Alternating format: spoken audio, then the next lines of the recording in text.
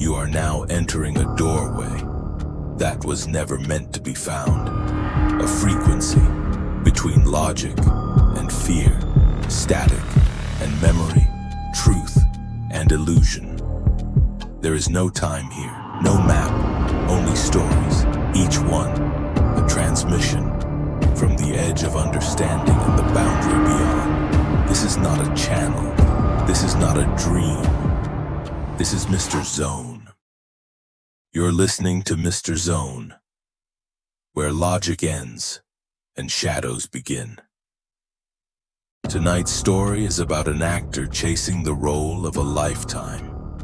The audition that opens the door, the performance that pulls him out of the shadows and into the light. But auditions are tricky things, because sometimes when you step into the spotlight, something else may be waiting there, ready to step out, wearing your face. Evan Hart lived in a one-room apartment that smelled of reheated noodles and rejection. Binders full of headshots lined the shelves, each one returned with the same polite phrases. Not the right look, not the right face. One night he found a card slipped under his door, heavy paper, gold embossed. Aurelius Portraits. The role of a lifetime. No website, no address, just a number. He called. The voice on the other end was calm, flat. Tomorrow, midnight. Come alone. Click. The studio was hidden at the end of an alley, no map listed. A single red bulb burned above a steel door. Inside, silence. No hum of lights, no buzz of electricity. Just a camera older than Evan's parents, standing ready on a tripod. The photographer never gave a name.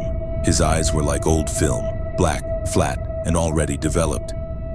"Sit," he said. The flashes came in quick succession, 10 bursts of white. When Evan's vision cleared, a stack of photographs lay on the table. Not just good, not just flattering, perfect. Every flaw erased, every angle heroic. "How much?" Evan asked. The photographer smiled thinly. "Payment comes later." The next week, everything changed. A cashier asked for his autograph.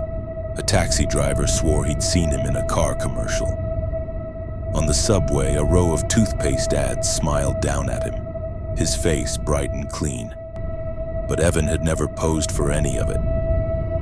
Soon, directors began to call, not to offer him roles, but to scold him for missing shoots, to ask why he hadn't shown up on set, as though Evan Hart was already working in a dozen places at once. And then came the night he saw himself.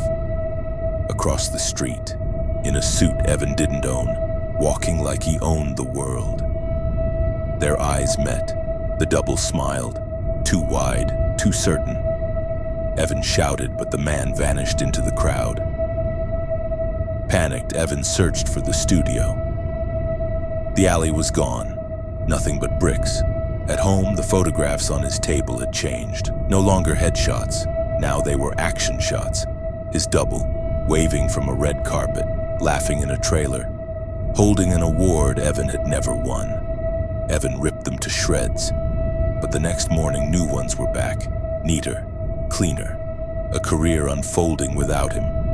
And then came the mirror. At first, it was just a trick of the light. His features seemed softer, his jawline duller, his eyes unfocused, as though his reflection was a bad copy of himself. Day by day, it grew worse. His reflection lagged behind his movements like a faulty screen. Sometimes it didn't smile when he did. Sometimes it smiled first. One night, he pressed his hand to the glass. The reflection's hand pressed back, but the fingers didn't quite line up. Too long, too sharp. And its eyes gleamed with the confidence Evan had always lacked. It wasn't just stealing his career, it was stealing him. The phone rang. "Mister, this is the studio, just confirming your 7-year contract. Filming begins tomorrow." Evan whispered, "I never signed anything." The voice laughed. "Oh, you did? Every time the shutter clicked, he dropped the phone, turned back to the mirror. And what stared back was not him anymore. It was the double, smiling, sharp, alive. Evan Hart's real face was gone, faded like an old photograph. And somewhere, in a studio no one could find, a nameless photographer slid a new stack of portraits into a drawer labeled simply, borrowed. An actor lives for recognition, for the day the world finally knows their face. But Evan Hart learned too late. A face can be borrowed, stolen, even replaced. And the role of a lifetime? Sometimes it's not a role you play, sometimes it's a role that plays you. This has been Mr. Zone. And if someone offers you headshots that are too perfect, don't smile for the camera, because the face it gives you may not be yours for long.